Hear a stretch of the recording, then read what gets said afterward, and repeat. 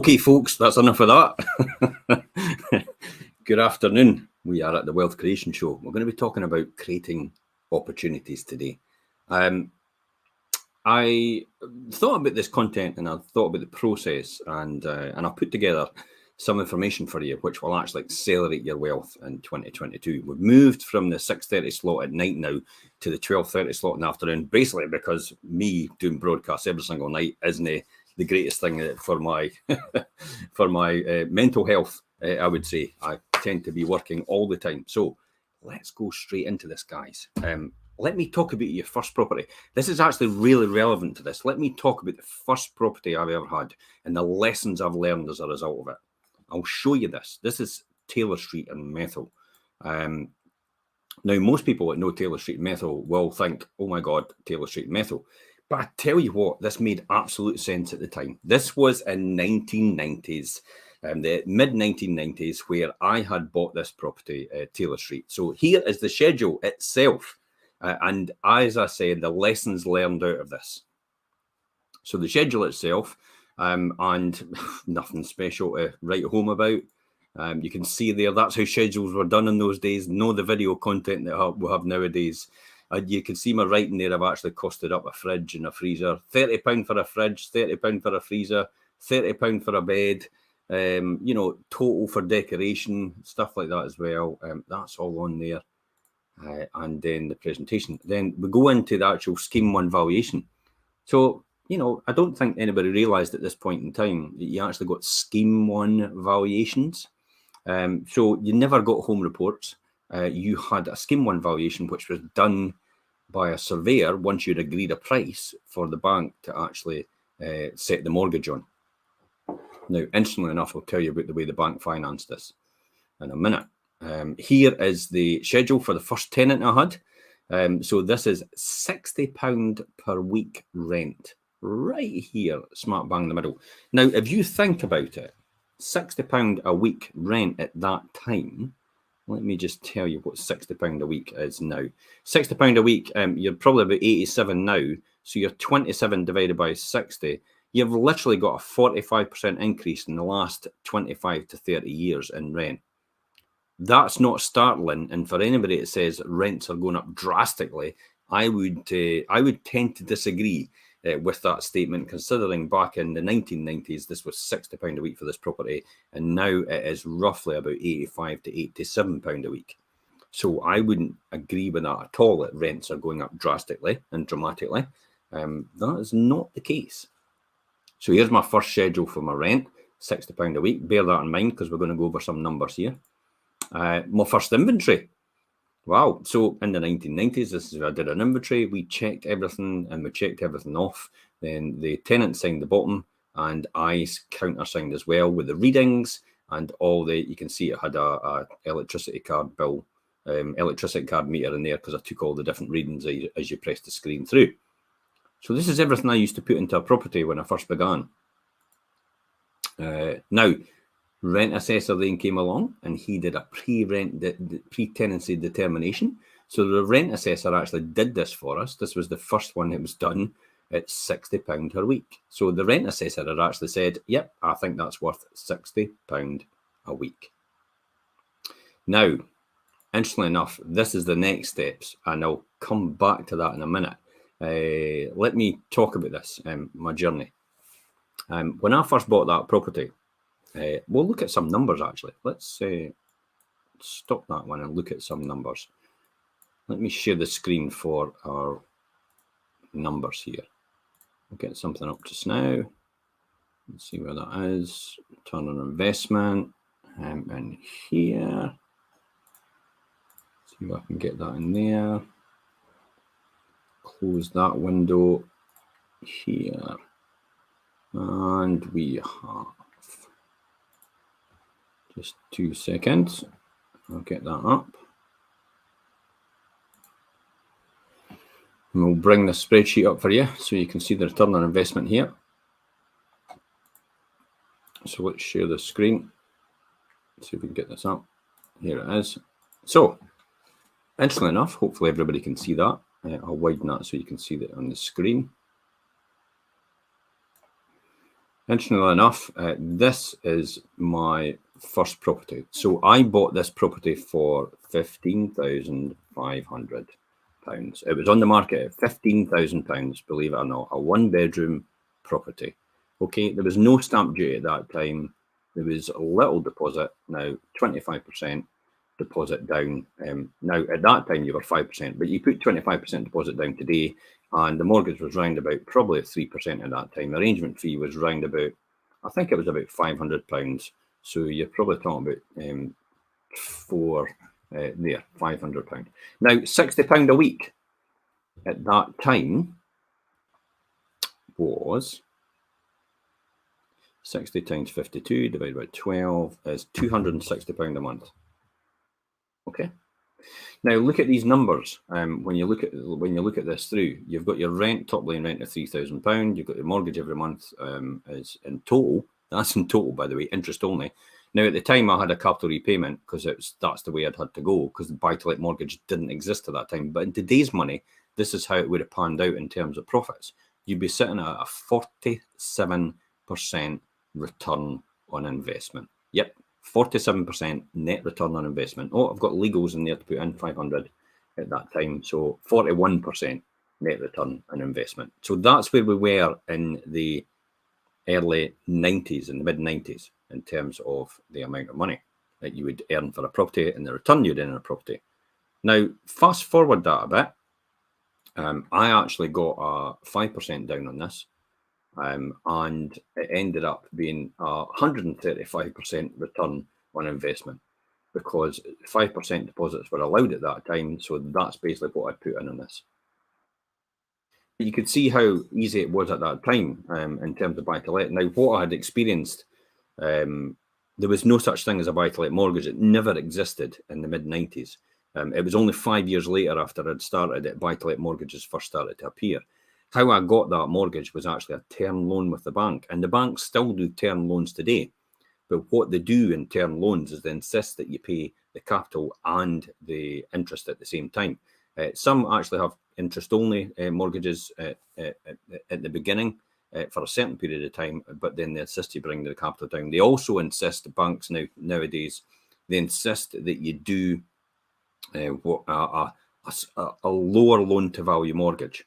So lower loan-to-value mortgage means you're probably talking about 60% loan-to-value, which means for every 100,000 you invest, you've got to put 40,000 down. The bank actually finances 60,000 of that. But the lessons I've learned from this, and I'll take you back to this, look at that return and where it is just now. Now, at some point in time, I actually remortgaged that, got all the money back out, and it actually became an infinite return from then on. I just earned money from it all the time. I had a fleeting moment where I thought to myself, I wonder if I should sell this property. Now, when I wondered when I should sell this property, here was the numbers. This is the agreement here. So this was an agreement I got written up to sell the property. It was 35,000, and that was 10 years later. So basically 10 years later, the property had actually more than doubled in value. So at that point, you would think to yourself, maybe it's time to sell. Maybe it's actually time to do that. I'm glad. The most valuable lesson I've ever learned from this is, for God's sake, do not sell the property. You're cutting down the tree and chopping down the tree that bears the fruit. That's the reality. Think about this for a minute. I'll come back to this spreadsheet here. And I'll quickly come in here and let you have a look at this again. So there's the return on investment again. I'm earning £3,000 every single month top line rent. I have had that property for around about 30 years. And over a 30-year period, and it has actually appreciated, it's appreciated 2%, it's appreciated actually in these 30 years by round about, it's not gone up drastically. It's not going up a huge amount of money. These properties are properties which are great cash cows. They earn a lot of money. They are occupied quite a lot. They are easy to fix, easy to keep going. They're low maintenance as well because you basically just decorate, carpet, put new kitchen, bathroom in now and again, and that's all you really need to do. So in terms of the capital appreciation over that 30-year period, and the profit it was made, you're talking round about, probably round about a 5% every single year for 30 years. But within that time, in the 30-year period, because I didn't sell that property, I have actually made 5,881% in, return on investment. 5,881% return on investment. Inflation in that same period for the last 50 years has been 1,500%. So I've outstripped inflation even way beyond that as well in terms of my investment. But as I say, I don't actually have any money in that anymore because it was little or nothing I put in the beginning. And it is actually, what I did was I did a good move. I then took that property because I knew the value of it. I then sold it. To my limited company at a higher value. I alleviated my capital gains tax position because there was a capital gains allowance on it because it was in my name originally. So I kept the asset. I utilised my capital gains, so I don't have a deferred gain anymore, and actually put it into my limited company. So it is now still continuing to earn money and build wealth. More importantly, it's building wealth because in a limited company, you don't need to take the money out. You can leave it in and you're not taxed on it. It's taxed at the corporation tax rate, which is below 20%. So if you're a higher rate taxpayer and you have a limited company, you get taxed at the lower rate in a limited company shell in terms of that. So that's where a limited company for higher rate payers, we have a big advantage. But I always learned my first property I sold, I got to actually invest in was this one. And the thing it taught me the most was do not chop down the tree that bears the fruit. Literally, because that's what's happening. It earns money every single day, come hell or high water. And regardless of my ability to perform, regardless of where I am, I could be anywhere else, I could be sleeping in my bed, and it still earns money. Could you imagine if you had 50 or 100 or even 5 of these properties? How much that would make a difference to you and yourself. This is why a lot of people see property investment a lucrative avenue. Say, take 5 of these. If I'd bought 5 of these, which I actually did, then you'd see that return on investment going up to 8,570%. If I bought maybe another, if I maybe bought 15 of these, that return on investment would go up to 9,000%. If I bought 20 of these, it would go up to 9,000. If I bought 30 of these, it would be around about that level as well. So it just shows you where you are in terms of what you can do. Now, a lot of people say, well, that ship sailed. This is about opportunity, remember. If you start today, think about the price of a property back in 50 years ago. The price of a property in 1969, okay, 1969, the price of a property was £4,600. In 2019, the price of a property was £216,000. If you start now, and in 50 years or 30 years' time, what do you think the price of a property is going to be in comparison to what it is now? And how do you think that's going to outstrip inflation? Because property has always outperformed inflation, plus the fact you're earning money at the same time on top of the property, it is outperforming inflation. You have to get the numbers right, though. The key here is you have to get the numbers right. You have to understand it. You have to see that. And that's where we help people. So we help people do this all the time, day in, day out. We help them understand the numbers. We give them a masterclass. What we do is a private Zoom session. We will tell people a masterclass exactly how to get the numbers right, what you should be looking for, and how you should be looking for it. And based on your short, medium, there is never a short-term investment thing here. It's really not the right thing to do. If you're thinking about short-term investments, don't invest in property. It is medium to long-term. I would say more long-term than anything. It is not a get-rich-quick scheme. People that run out there and say, you can have £1.5 million of property, and I've done it in 12 months. Yeah, you've maybe got £1.5 million worth of property, but you're actually not worth £1.5 million worth of property. The bank owns it all, or somebody else is owning it all, because you've not put that money in yourself. So your net worth is completely different. It's the people that have been in it the longest have actually got the more net worth, have built wealth over time, will be able to understand that completely. So opportunity is all around us. This is going to take me on to my next thing here. And I talked about this, opportunity. The biggest opportunity, feel free to comment, feel free to message me as well. More than happy to take questions here. And if you're with me, stick a wee 5 in the comments just to say you're with me and you're listening in. After all, at the end of the day, it's an interactive process here.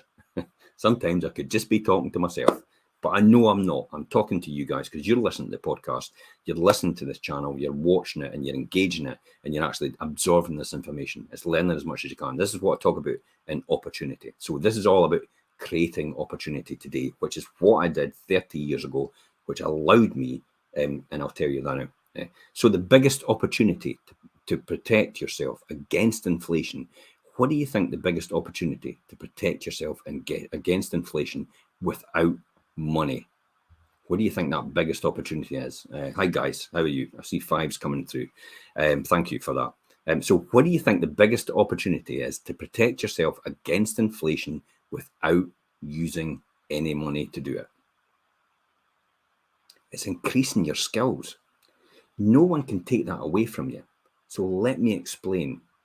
I remember in my early 20s when I was at the pub, I bumped into a friend. Well, I was pleased to see them. I did realise that I didn't have enough money to buy a round if they'd asked me. Is that a familiar thing for anybody out there? I was ashamed. I was a grown man in my early 20s. And I had a job and I couldn't even afford a round at that time. Now, at that point, I actually said to myself, I don't want to live like this. And I promised myself I was going to start my search to finding opportunity and finding someone that could actually help me. So where did that lead me? Well, someone that can teach me and coach me to do much better than myself for my family and my future. That's the reason. So shortly after that, I actually met someone through a friend who was extremely successful. I mean, he was rich. He was easy to talk to. He had a unique philosophy to business and to life itself. I actually remember myself saying, if I could just be around that person and others like him and get him to coach me, I'd be willing to learn anything. I'd love to be like him. Well, it was my good fortune because I was able to get around him, and over the next 5 years at that time, he coached and developed me into my thinking and set me on the path to massive success. My whole life turned around, and I went from homeless, unemployed, no real education, to speak about, to becoming a financial director before I was 30 and retiring financially free at 38-year-old. So some of the ideas I want to share with you today is what I learned in these first five years of experience. I'll never forget that impact it had on my life. Just these few simple concepts actually changed my life forever. So let me share these concepts with you. We live in a world of unprecedented opportunity. This is the first one. We've entered a new digital age where you can communicate with everyone around the world and do business while you effectively sleep. We no longer play the local game. We play the world game. There's worldwide competition. I mean, think about when a job becomes available.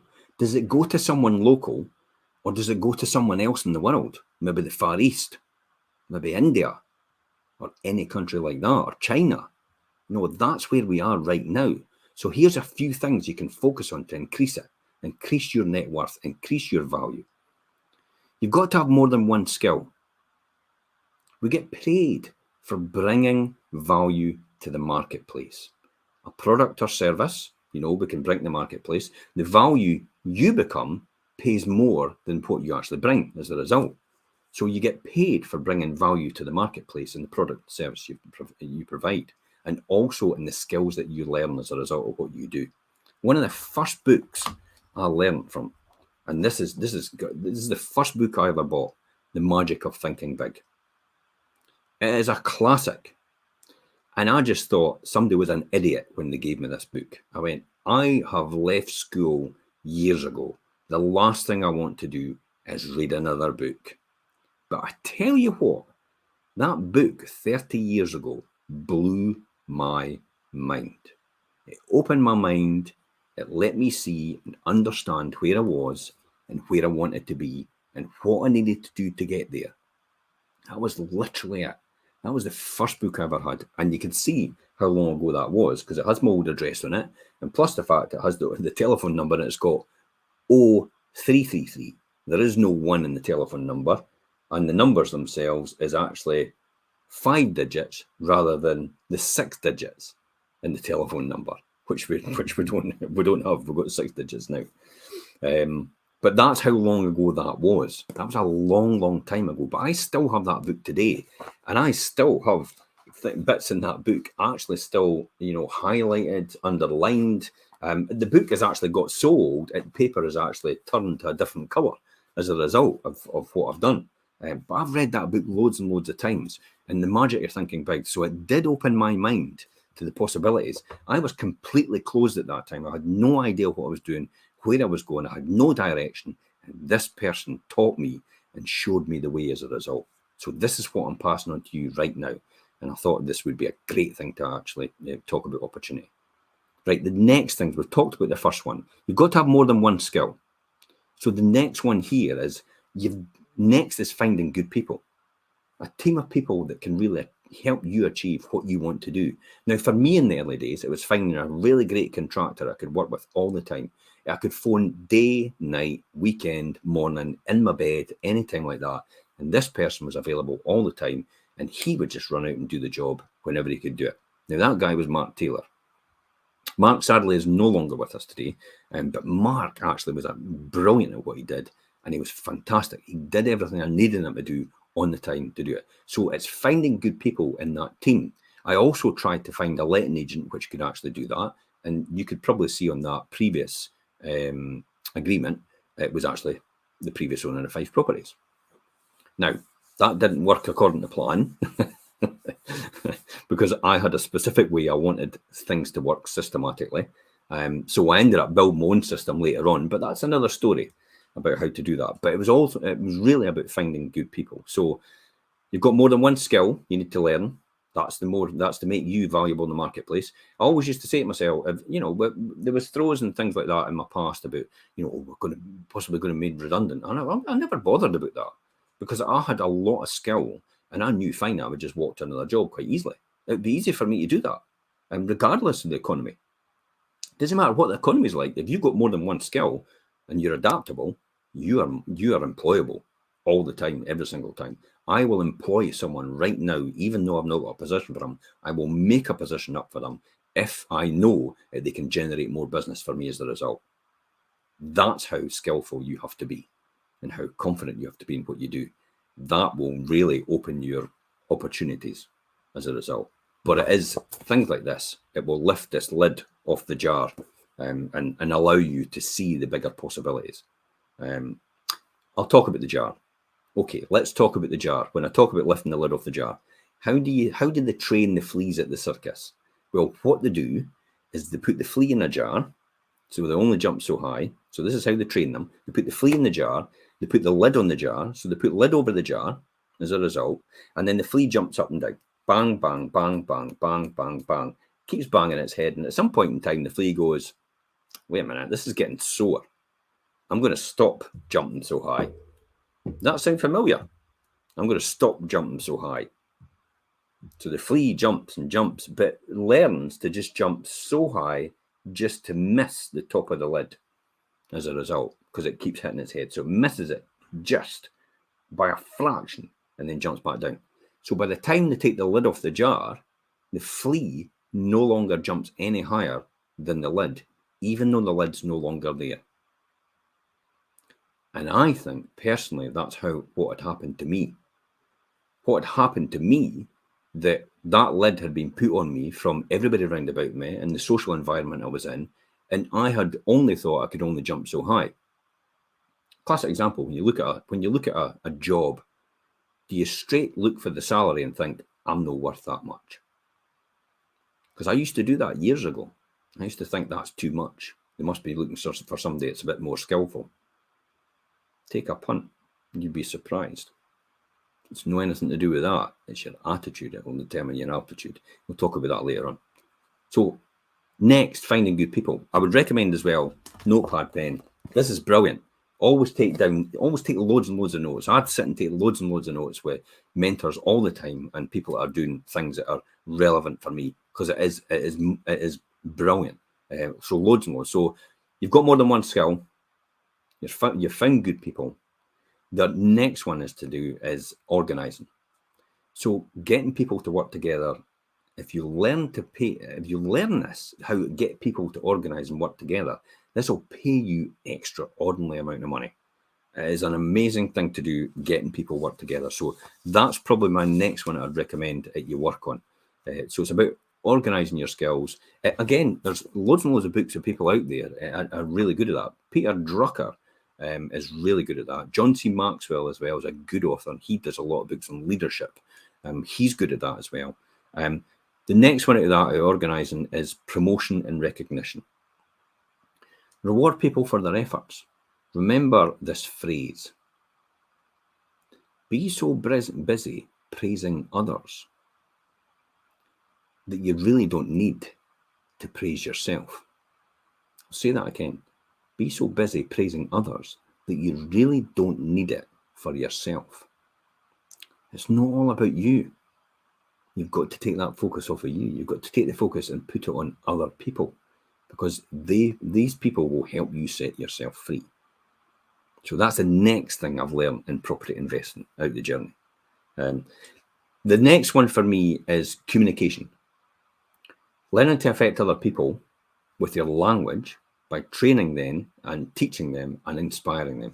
So first of all, training them, teaching them, inspiring them. That's all you need to do. If you get really good at that, you'll win every single time. I mean, once I understood this, I started to learn new skills and add value to what I did. So go to work on yourself.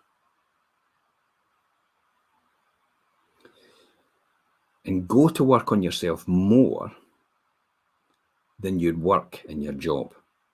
Okay? Go to work on yourself more than you'd work in your job. More people spend more time working in their job than they do actually on themselves. If you work on yourself a lot more than you do your job, you will accelerate as a result, and you'll even find you'll accelerate in your job as well as a result. That's no surprise. I went from a trainee accountant in my early 20s when I started to train. I think it was my mid-20s actually. I started to be a trainee accountant. And by the time I got to 30, which was about 5 or 6 years later, I was a financial director. It's like, whoa, wait a minute, how does that happen? And it's purely for the fact that I went to work on myself more than I actually did for my job as well. I still gave my job 110%. I gave my job 200%. Exactly what I do right now, all the time, every time. I took my job when I first came in, and I actually took the 5 days that I worked in that job. Balfour's was my first job as a trainee accountant, and I brought it down to 2.5 days of work because I computerized and made it more efficient. I was then able to take more work off my immediate superior, Sandy Dowie, who was the financial controller there, and I was able to take a lot of his work and get his experience and what he did because I had more to do and more time to do it. And then I got more overtime as well. And then my next job, I did exactly the same thing, made that so efficient, I was able to even take more work from my financial director at that time. And then he gave me more of his work. And yet that wasn't even my position, but I got so much experience doing work for him and directly doing work for my financial director that I accelerated my career as a result, because I was getting the knowledge, I was getting the information I needed to do. I didn't once say to myself, I'm not paid to do this. I just thought to myself, I'm learning so much about what I'm doing that this will accelerate my career as a result. And lo and behold, it did. Financial director before I was 30 years old. So that was about 6 years later. Now, considering I was homeless, unemployed, and no skill or no education in my early 20s, financial director before I was 30, there must have been an accelerated path there. But I do believe it's down to all this and all the things that I'm telling you here. So once I started to learn, as I said, the new skills and add value to what I did, I went to work on myself more. If you work hard in your job, you can earn a living. Remember this. Listen here. Listen right now. This is probably one of the key phrases I always remember, and it sticks with me now. If you work hard in your job, you will earn a fantastic living. If you work hard outside your job, you will make an absolute fortune and create a lifestyle. What you do during your working hours is your living. What you do outside of your working hours creates your lifestyle. And you can determine that. So success is not something you really pursue. It's something you actually attract by becoming attractive as a person yourself. I'll say that again. Success is not something you pursue. It's what you attract by becoming attractive as a natural result. You attract the people that you are like. And successful people gravitate to successful people every single time. Here's 5 fundamentals that we can talk about on how becoming more attractive to others in the marketplace. Okay, personal philosophy. Each person's income is determined by their philosophy, not by the economy. Their thinking. Again, once I understood this, I went to work on myself. Your philosophy, your beliefs, are your guidance. That adds and detracts value from you. Change your mindset. The more we learn, the more we know, and this helps us make better decisions for ourselves. It also helps you see danger, how to avoid it, because you're learning more, but it also helps you see opportunity as a result. The game of life is to minimize the dangers, maximize the opportunities. The more we learn from seminars, podcasts, audiobooks, and mentors, it helps us to develop our philosophical guidance system, and it minimizes the dangers and maximizes opportunities. So here's 2 ways to learn this. Personal experience or wisdom. One way to do it right is learn to do it wrong. Could be costly though. I remember the late, great Jim Rohn say, if you've not seen Jim Rohn, look him up because he is absolutely amazing at what he does. He was, Jim Rohn ended up leading about 500 million. Now, I'm not saying that's the right thing to do, to be honest. We'll talk about Andrew Carnegie in a minute and what he did. They say if you survive your first heart attack, this is what Jim Rohn used to say. If you survive your first heart attack, you'll probably live a lot longer. Wait a minute. Why would that be? Well, the doctor tells you one more and you won't be here. There's the wake-up call. Wait a minute. You get down the gym. You start to exercise. You're away down to the shop. Healthy eating plan. You go out for walks. You take it easier a bit more. You spend more time with the family. You relax a bit more. You immediately start eating better, exercising, and generally being better to yourself overall. So that one heart attack has actually made you live longer. Work that one out. Because you look after yourself as a result. And that's what I mean about saying one way to do it right is possibly to do it wrong. I mean, it might not work out that way if you keep doing it, but hopefully you understand that concept. My mentor said, and some of the best advice I actually got, if you will change, your income will change for you. So if you will change, your income will change as well. Your health will change, your relationships will change, and your future will change. And that's key here. The only thing consistent in this world is change every single time. If you refuse to change or won't change, you will be left behind because everything else changes round about you as a result, and you are playing catch up from then on. So the key is to see the change before it happens and possibly change yourself to go in alignment with that when it does happen. There's loads and loads of people that have had successful examples of that. Gary Vaynerchuk is probably the most successful one of that completely. He sees trends, predicts them, and actually adapts and changes to them. And he often changes them before they've actually hit as a result. Here's the next way to learn. Other people's experience. This has got to be the best one for me. The analogy. Okay, so here's a classic analogy here. Find out the guy that has messed up everything in his life, and then go and learn from them. Call him up. Can I spend the day with you and learn everything that he's messed up on? And take notes and remember not to do that. That's exactly how I learn most of the time. I follow a lot of other people, see what they're doing. Sometimes it doesn't happen, and I realise that shouldn't be getting. I shouldn't do that, and I keep away from that. That is the least inexpensive way to learn. The least inexpensive. Learn from somebody that's already been successful, or learn from somebody that's already been unsuccessful, but don't do what they've done. Success leaves clues, and failure leaves clues as well. Next way to learn, as I said, other people's experience. So what does this tell us then? Learn from the people that mess up at all their life. You know, that's possibly a nice way to do it. You could learn all the things that go wrong. Here's 3 ways to learn from people. Learn what you see. So that's one of the most important things. Learn what you see from other people, whether it's successful or whether it's not successful. You learn, take it in, adapt, and change if you need to, if it's relevant. Remember, if it's relevant. Don't just adapt and change for a thing if it's not relevant to what you do and what you want to do and what you want to achieve. Listen to the voices of experience. People that are successful, that have something to share, but remember to be a selective listener. Remember to be a selective listener. That is key, because even though somebody is deemed to be successful and they look like they're successful, sometimes it's maybe just a bit of smoke and mirrors.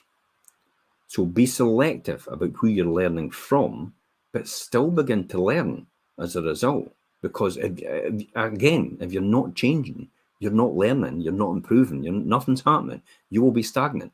You either grow or you contract. There's no in between. You don't stay where you are in life. If you look back to where you were and look where you are now, completely different. You've not stayed where you were. And if you've had any influence in that at all, you'll know. But if you've had no influence in that at all, then someone else has made these decisions for you. Someone else has been in control of your life, been in charge of your decisions. They've made these decisions for you, and you've not known about them. This is what I talk about the economy. Things that you can't change, but you can actually increase your skill level to make you more attractive to people that want to use your services. So, as I said, the first one is learn from what you see. Next one is learn from the voices of experience. And the other one here is read all the books on your subject. If you want to be the best estate agent in town, read all the books from the best estate agents in town. So one of the books I learned was one of the biggest real estate agents in Canada. And it was a fantastic book. And I learned a lot from him. I learned a lot from what to do and what not to do as a result. Other people I learned from is Australian estate agents, some of the most successful in Australia, the most successful in America, the most successful in Britain. So that's where I learned from as a result to do what I do. I still learn from extremely successful property investors and have as mentors as a result. I have not arrived. It's just a journey. And we'll talk about success in a minute. So read all the books on your subject, all the books that you need to read to make you healthy, wealthy, and wise. Now, my library started when I was 23. That's a lot of years ago. That's 32 years ago. And it was the magic of thinking big, as I said, this one here. Now it's a lot bigger as I've studied the masters in their fields that I wanted to know about. So remember though, if you're smart enough to buy it, you must be smart enough to read it, but you must also finally be smart enough to implement it. There's no use having a book sitting on the shelf gathering dust saying, look at all the wonderful books I've got, look at my fantastic library. And what have you done about it? Have you read any of them? And have you read any of them? Absolutely, I've read all of them. Fantastic. Have you implemented any of the things that are to make you successful as a result of it?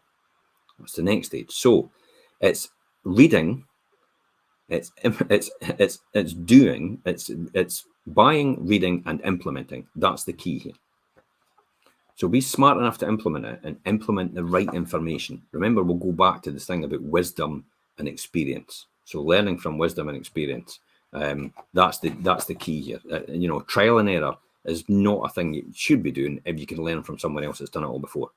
So we talked about the first one, about the opportunity. We talked about the first subject itself, in the opportunity, the unprecedented opportunity available. The next one in this one, number 2, is attitude. We're affected by what we know. I mean, look at it this way. When you're at school, make sure you get the information while you're there. So if you're at school right now, make sure you get the information while you're there. Nothing worse than having to play catch up later on. So do it now. Don't sit and wait till later on. That's a bit a longer path, and I can give you that experience. If I'd known now what I knew before, I would have learnt a lot more in school, and I would have been here quicker. And I probably would have been further on as a result. Being broke isn't great. I've done it. You don't need to try it. I'll tell you, it's no great. But being broke and stupid is even worse. Well, unless you're broke, stupid, and sick. Oh, and there's broke, stupid, sick, and ugly. That's possibly the worst. So learn everything quickly and as easy as possible. We're affected by what we feel. Remember, emotion drives motion. Here's a few things about how we'll feel. Affect how we feel. The past successes and failures. Remember, don't live in the past. There's no future in it. Just learn from it and use it as one of your mentors to invest in the future. How do you feel about the future? So we've got this, how do you feel about the future? So we've got the past, we've got the future. How do you feel about the future? We look for a bad experience and forward for inspiration. So we always look for a bad experience, but we also look forward for inspiration. So learn to set goals as a result of this. And it takes more than 5 minutes. Write it all down, okay? It takes more than 5 minutes. So really give it some time, really give it some thought. Think about it like this. It's like building a home. You won't really start building a home until you've actually got everything written down and all the plans in place, will you? So make sure you write down your goals. If you didn't do that, you'd look foolish building a home. You just start, I'm not really sure what I'm doing. I'm just going to put a brick there. I'm going to put a brick there. And everybody's going, what are you doing? It's like, so why do we do that? And why do we treat our lives like this as well? So put everything on your list, even the smallest things. It's very important how you feel about everybody. Each of us all need us, and all of us need each of us. Each of us need all of us, and all of us need each of us. Next one, the third one. How do you feel about yourself? How do you feel about yourself becomes your self-esteem. It comes from your self-esteem. Doing the things you know that you should do, that by the end of the day, your self-esteem is so high. So, how do you feel when you've got something done for the rest of the day and you've ticked off all that list? Classic example is put a to-do list and you get to tick off all these things that you've done. So you feel great about it, don't it, at the end of the day? And your self-esteem is so high. And that's one of the things that will affect you about how you feel. So I recommend self-esteem. Make sure you've got a healthy self-esteem as a result. So we've covered unprecedented opportunity. We've covered attitude. We're going to cover activity. We're affected by what we do. The work of labour. What we actually do, work, labour. Think about this. Why would a mother put herself through the labour of birth? Well, it produces new life. So the new kind of life comes from labour, work as well. So new life for you comes from labour and work. So that's the same principle. A new career, new opportunities, new marriage, new anything, new friendships. It all takes some kind of labour and some kind of work to do. Labour is so important. So just let us remind ourselves of this formula. Now, this formula has been around since time began. There was a fantastic book written on this. Will you believe it or not? There's really good principles in it. 6 days of labour and 1 day of rest. So 6 days of labour, 1 day of rest. That's it. Don't compromise on that. Why is that important? Because if you take too many rest days, you'll no longer be in the zone. And then the weeds begin to grow around about you if you're resting. So the key here is 6 days of labour, 1 day of rest. Don't do the 5 and 2. You know, that's probably made up just to keep people on track. keep you being a good worker ant. So how does anything get started? Well, somebody saw it in their mind, imagination. Somebody thought it was possible. They had the faith to think that this could be done. And then someone else actually went out and built it as a result, and that's the activity. So things always get started through imagination, faith, and activity. Doing, getting out there and doing it. The fourth one after activity is measure progress. Remember to measure progress when you're looking for opportunity. You need to know where you are. Imagine leaving the port in a boat, but actually not realizing what destination you're going to. How are you going to get there? You won't. So you need to measure where you're going. You need to measure what you're doing. You need to measure how far you've come. So how I'm doing, make sure it's measurable in terms of progress, also in a reasonable time. I'm going to be a millionaire in 6 months' time because so-and-so told me. Well, you know, that's probably not going to be possible. Hey, it'd be great if you can. You know, look them up if you are. But, you know, how many people do you know have actually achieved that? You know, these people tend to put these things out, tend to actually highlight maybe one person in the 66 million people in the UK actually achieved this in 6 months. And that's not to say that you won't achieve it, but you would have to have a vehicle to do that as a result. So unless you've got that vehicle, you're never going to achieve that. So it has to be measurable progress in reasonable time. Look at it this way. A day, if you don't act now, it could be gone in a day. So that's a reasonable amount of time. But in a day, usually, act now, do it. You need to. You can't procrastinate. Procrastination is the biggest killer of success. I know. I do it quite often. A week. We're conditioned in our society to work from week to week. Think about that. Home to work routine every week. We're conditioned that. Why have we got 7 days in a week? Why do we have 5 days of work and we'll have 2 days for the weekend? Why do we have this condition about living for the weekend all the time? You know, just go to work, do what you do, live for the weekend. Back to work, do what you do, live for the weekend.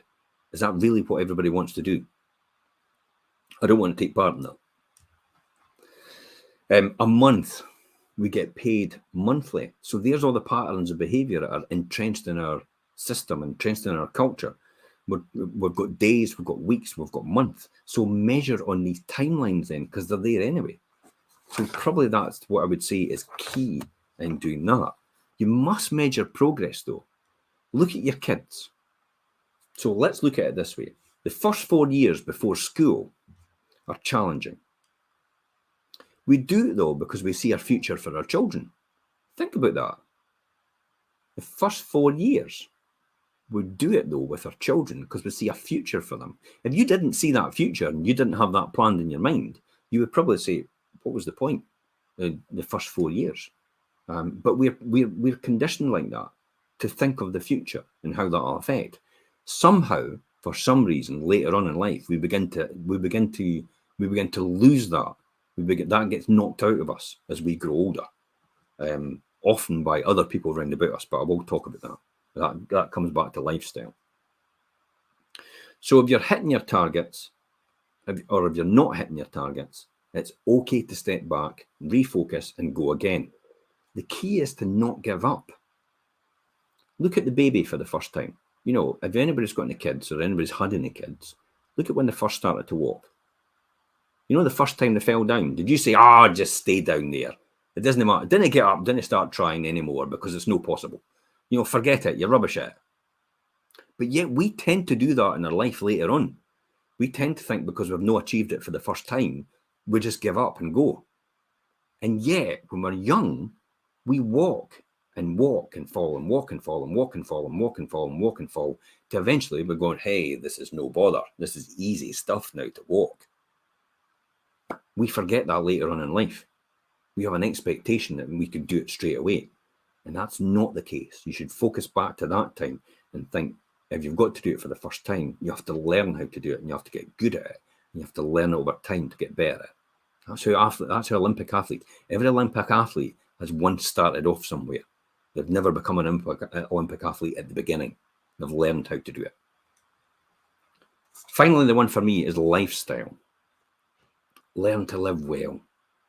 The ultimate essence of life isn't a Ferrari. Yep, I'm sorry to say it's not. It helps. It's not a house. It's not a fortune. Guess what the ultimate essence of life is? It's living a good life.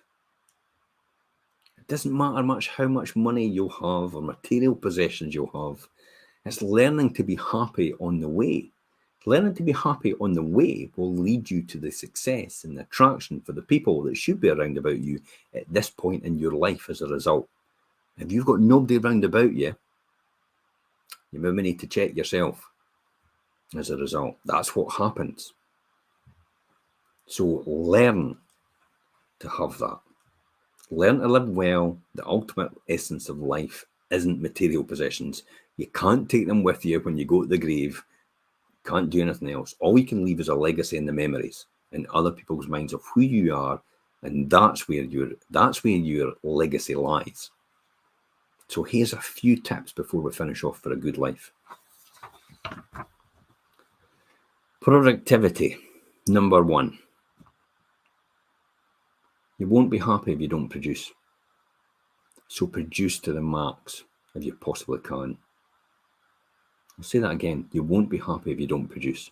You'll be amazed. Look at the whole thing about, a job. Just to have a job, just to have purpose, just to have direction in what you're doing.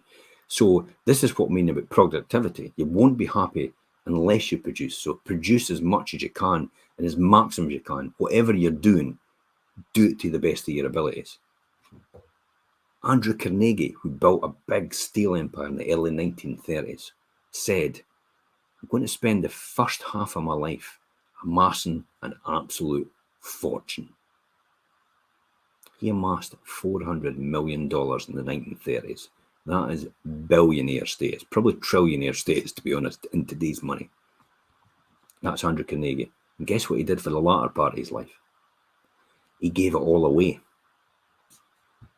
So what's got you turned on? What keeps you up all night fired up? What's got you up, rearing up in the morning, ready to go? Inspired to go the extra mile. What is it that floats your boat? You've got to find that. Once you find that, nothing will stop you. Next one, good friends. Now, these are the people that know all about you and they still like you.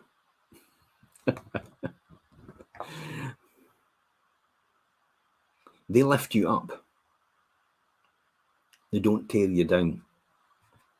They're priceless. Hold on to these people and cherish them forever, because these people will help you have a great life and a great lifestyle and be happy. And you're probably like that to someone else as well. Heritage. Embrace your past. It's made you who you are. No matter what the things that have happened to you, you are where you are today as a result of the things that have happened to you and molded and shaped you. You can change that, but only you can change that as a result of what you are, of who you are, and what you do next. That's entirely up to you. What you do next will determine your future. Penultimate. Spirituality. Whether you believe or study or practice and teach, it's one of the major parts of a good life. So whatever you believe and study and practice, teach it. It's what you love the most. That's why people now and again go, they work during the day, a really intensive job, and they go out at night and they're running a Sunday school class. They're teaching a youth program. They're teaching guitar to kids. Things like that, They've got something that they do. Their spirituality leads them to that. Their belief system. You follow your beliefs and your patterns of behavior, and you will always be right in what you're doing. You will always win. You will always be happy as a result. Final one for me is take special care of your inner circle and nourish them, and they will nourish you as in the process. Tell them good stories that can take with them. Now, what do I mean by that? I remember a friend talking about the average lifespan of a person after retirement. He said it was 18 months. This is Dave McEwen. I remember him saying that. It's 18 months. My dad retired. Average lifespan, I was told, was 18 months. And it got him into thinking and looking into why that was the case. And it got me into thinking and looking why that was the case. It transpires that often when people retire, they have actually no real thoughts of what to do next. So their mailbox, their mind, so to speak, is effectively empty every single day with nothing to look forward to. So how do you think that'll play on them for the future? And that's what it is. So make sure you take care of your special inner circle, the people that lift you up as in what you're doing every day to day. It's effectively make sure you keep them topped up. I also know a friend that actually his dad retired and he phones him every single day from all around the world. And his dad has nothing to do really, but his dad sits on the phone with all his friends round about him. And when he's saying he's in Australia, he's going, "Oh, so you're in Australia, John?" and shouting it out to you so his friends can hear. But it keeps him rejuvenated because he feels a worth and he feels a sense of purpose because of what he's done and the legacy he's left. That's why you make sure you take care of your special inner circle. So always make sure their mailbox is full and keep them inspired every single day. And that's it, guys. Hopefully you've enjoyed this session, but these are the key elements, I would say, in making sure that you actually create opportunity for yourself. It is unprecedented opportunity. It is attitude. It is activity. It is measure your progress. And then finally, your lifestyle. And until next week's Wealth Creation Show, I'm going to see you. Bye-bye for now. I'll see you next week at 12:30.